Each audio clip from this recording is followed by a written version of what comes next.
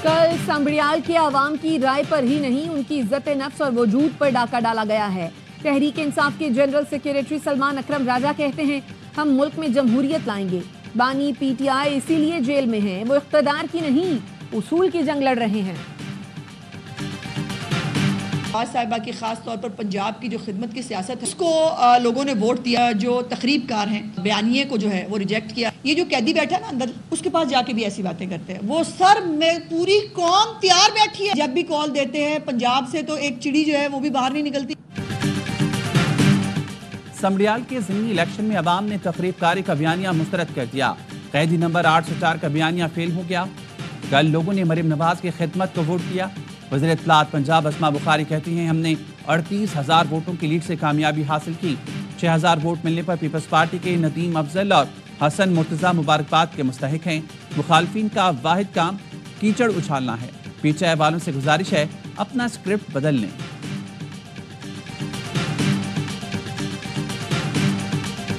मुस्बत मुआशी अशारिये हुकूमती पॉलिसियों की दुरुस्त समत का मुंह बोलता सबूत है। वज़ीर आज़म शहबाज शरीफ का FBR से मुताल्लिक़ इजलास में इजहार ख्याल। शहबाज शरीफ का फेसलेस कस्टम्स असेसमेंट सिस्टम की हालिया कारकर्दगी पर इजहार इत्मीनान। वज़ीर आज़म का कहना था, इदारा जाती इस्लाहात तेजी से जारी हैं, मुल्क को मुआशी तौर पर मुस्तहकम बनाने की जिद्दोजहद में हम कामयाब होंगे। वफाकी वज़ीर एहसन इकबाल ने मनसूबाबंदी इजलास से खिताब में कहा, तरक्याती बजट बढ़ाने के लिए रेवेन्यू में इजाफा नागुज़ीर है।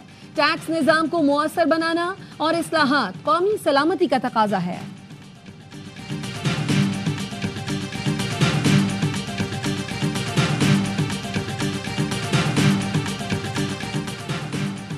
आइंदा बजट में मुआशी तरक्की का हदफ 4.2%, महंगाई की शरह 7.5% मुकर्रर करने की तजवीज़। ज़रा का कहना है, बजट में ज़राई शोबे की तरक्की का हदफ 4.5%, बड़ी फसलों की तरक्की का हदफ 6.7%, कपास की पैदावार का हदफ 7% मुकर्रर करने की तजवीज़ है। लाइव स्टॉक की तरक्की का हदफ 4.2%, जंगलात 3.5%, सनती तरक्की 4.3% मुकर्रर करने की तजवीज़ दी गई है। पाकिस्तान और IMF के दरमियान वर्चुअल बजट मुज़ाकरात। IMF ने पेट्रोल और डीजल पर कार्बन लेवी आयद करने का मुतालबा कर दिया। ज़राए के मुताबिक IMF का कहना है कि अगर कार्बन लेवी आयद नहीं करनी तो पेट्रोलियम डेवलपमेंट लेवी से सालाना 25 अरब वसूल करके इलेक्ट्रिकल ट्रांसपोर्ट पर सब्सिडी दी जाए। बजट में 850 सीसी और जायद की गाड़ियों के इंजन पर भी कार्बन लेवी लगाई जाए।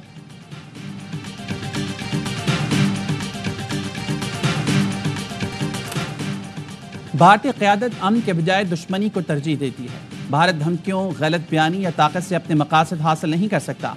पाकिस्तान का भारतीय क़यादत और वज़ारत ख़ारजा के तर्जुमान के इश्तियाल अंगेज़ बयानात पर रद्द-ए-अमल। तर्जुमान दफ्तर ख़ारजा का कहना है, हक़ाइक़ को खोखली कहानियों या तवज्जो हटाने की चालों से छुपाया नहीं जा सकता। जम्मू कश्मीर का तनाज़ा बदस्तूर ख़ित्ते में अमन और इस्तेहकाम के लिए बुनियादी ख़तरा है। पाकिस्तान ऐसा हल चाहता है जो सलामती कौंसिल की करारदादों और कश्मीरी अवाम की उमंगों के मुताबिक हो। पाकिस्तान अमन और तामीरी बातचीत के लिए पुरअज़्म है।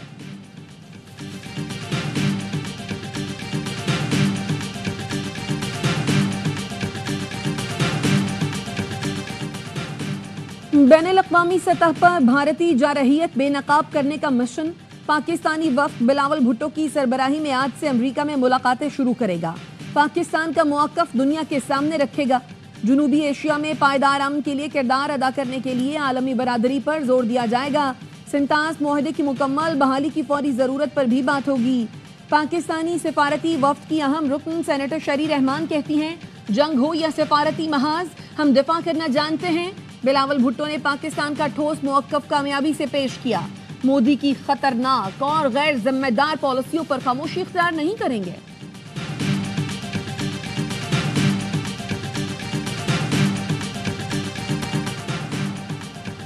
पाकिस्तान ने भारत को हर मुहाज पर शिकस्त दी। पाकिस्तान को कम समझने की गलती भारत को बहुत महंगी पड़ी।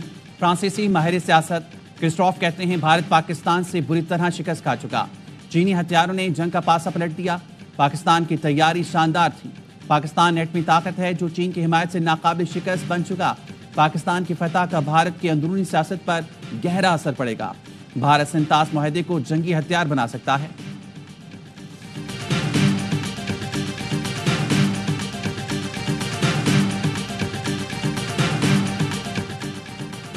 190 मिलियन पाउंड मुंतकली केस में बानी पीटीआई और अहलिया की सजा मुअत्तली की अपीलें। नाब ने पैरवी के लिए 5 स्पेशल प्रोसिक्यूटर्स को तैनात कर दिया।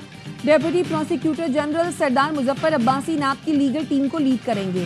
कायम मकाम chief justice Islamabad high court की सरबराही में 2 रुकनी बेंच 5 जून को दरखास्तों की समाअत करेगा। लाहौर पुलिस की तफ्तीशी टीम अडयाला जेल पहुंच गई। बानी पीटीआई से photogrammetric, polygraph, voice matching test करेगी। बानी पीटीआई इससे पहले 3 बार टेस्ट कराने से इनकार कर चुके हैं।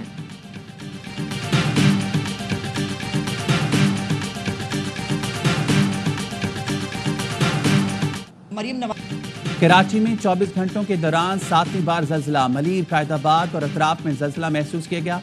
शालती, भैंस कॉलोनी और लांडी में भी जल्जला महसूस किया गया। जल्जला पेमा मरकज के मुताबिक शिद्दत 3.2 और गहराई 10 किलोमीटर रिकॉर्ड की गई। गुज़िश्ता रोज लांडी, मलीर, कैदाबाद और पोर्ट कासिम के इलाकों में 3 बार जल्जला महसूस किया गया था। चीफ मेट्रोलॉजिस्ट अमीर हैदर कहते हैं जल्जला लांडी फॉल्ट रीजन में आ रहा है। फॉल्ट लाइन को मामूल पर आने पर चंद दिन लग सकते हैं।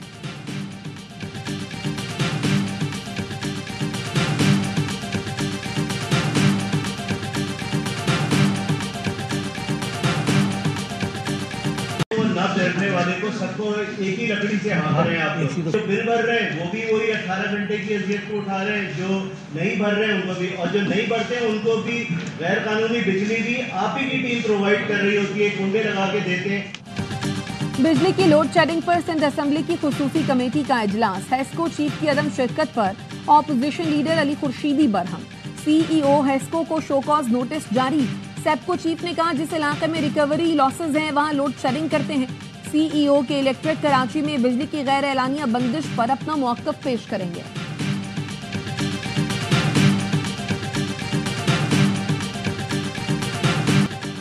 मुल्क के बेशतर इलाकों में मौसम शदीद गर्म। कराची में भी गर्मी की शिद्दत बरकरार। पारा 36 डिग्री पर, शिद्दत 40 सेंटीग्रेड तक महसूस की जा रही है। लाड़काना में पारा 49 डिग्री तक जा पहुंचा। सक्खर 47, जैकबाबाद 44, गुजरावाला और गुजरात में 43 डिग्री, रावलपिंडी में 41, लाहौर में 39 डिग्री सेंटीग्रेड रिकॉर्ड किया गया।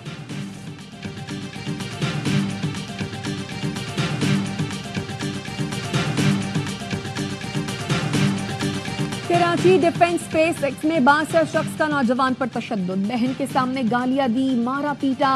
लड़की माफी मांगती रही लेकिन ताकत के नशे में चूर सलमान फारूकी ने एक न सुनी। निजी कंपनी का सीईओ लग्जरी गाड़ी में सवार था जिसकी मोटरसाइकिल सवार से मामूली टक्कर हुई थी। पुलिस का कहना है सलमान फारूकी मोबाइल फोन बंद करके फरार हो गया। फैमिली का भी कोई सुराग नहीं मिल रहा।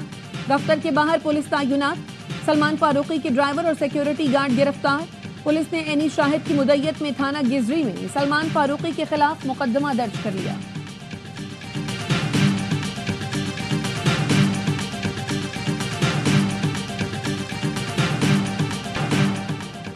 ईद उल अज़हा में चंद रोज बाकी मवेशी मंडियों में गहमा गहमी। किसी को मनपसंद जानवर मिल गया तो किसी की व्यापारी से बहसो तकरार। हैदराबाद में खूबसूरत जिसामत वाले बैल लाल बादशाह और बबलू की धूम। बहावलनगर की मवेशी मंडी में चोलिस्तान नस्ल का तगड़ा 7 फीट लंबा 15 मन वजनी दिलबर नामी बैल तवज्जो का मरकज बन गया। सादकाबाद की मवेशी मंडी में अर्तुगल और मिमसे नामी बैलों की चर्चे। खरीदारों को जानवर महंगा होने की भी शिकायत।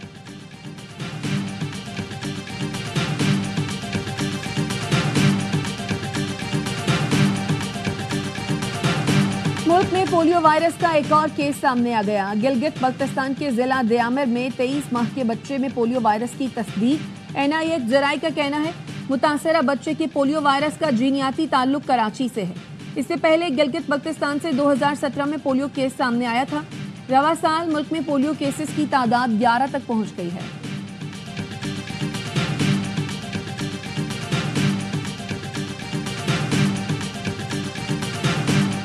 कोयटा में मशरकी बाईपास पर बकरा मंडी के करीब पुलिस पर दस्ती बम हमला। थाना मंजूर शहीद के SHO समेत 3 अफराद जख्मी। पुलिस और दीगर सिक्योरिटी इदारों ने इलाके को घेरे में ले लिया।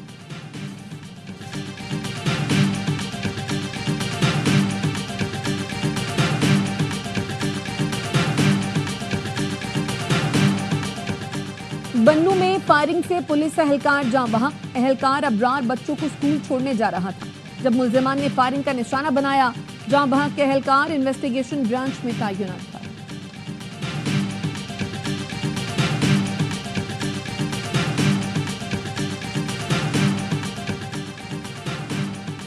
मुस्तफ़ा आमिर कत्ल केस के मुलजिम अरमगान के वालिद कामरान कुरैशी की गैर कानूनी असलहा रखने के केस में जमानत मंजूर। इस्तखासा ने मौक़िफ़ अपनाया। पुलिस ने मुलजिम से गैर कानूनी असलहा बरामद किया, जमानत ना दी जाए।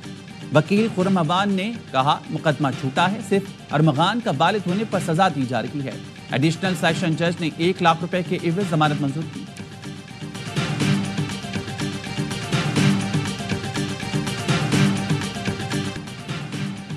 यूक्रेन का रूसी एयरबेस पर हमले में 40 से ज्यादा रूसी जहाज तबाह करने का दावा।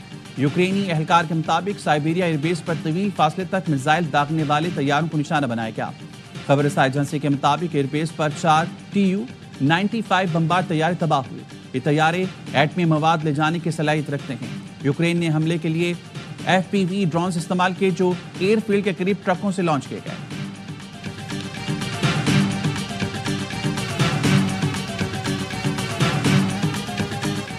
एशियन एथलेटिक्स चैंपियनशिप में गोल्ड मेडल जीतने वाले अरशद नदीम की जनूबी कोरिया से वापसी। लाहौर एयरपोर्ट पर शानदार इस्तकबाल किया गया। फख्रे पाकिस्तान का लाहौर से आबाई शहर मियां चन्नू पहुंचने पर भी वालेहाना इस्तकबाल, फूल निछावर किए गए। ढोल की थाप पर भंगड़े, वालदा ने बेटे को गले लगाया। अरशद नदीम ने मीडिया से गुफ्तगू में कहा, कौम की दुआओं से फतह मिली, वतन वापसी पर बहुत प्यार दिया गया। अगला हदफ वर्ल्ड एथलेटिक्स चैंपियनशिप है।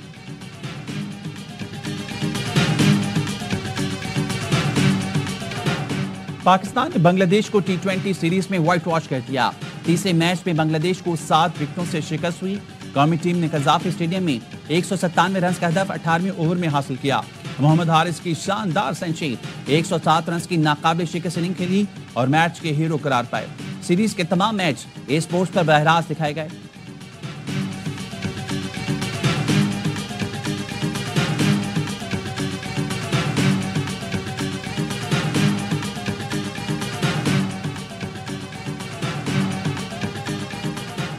चेयरमैन PCB मोहसिन नकवी की जेर सदारत अहम इजलास। मुस्तकबिल की सीरीज के हवाले से तैयारियों का जायजा लिया गया।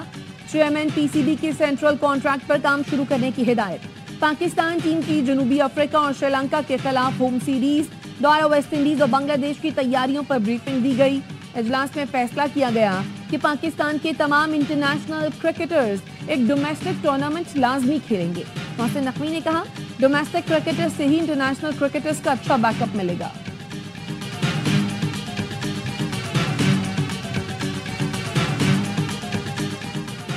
एशियन क्रिकेट काउंसिल ने विमेंस इमर्जिंग एशिया कप मुलतवी कर दिया।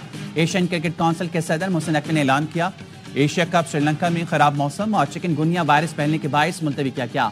टूर्नामेंट की नई तारीखों का ऐलान बाद में किया जाएगा।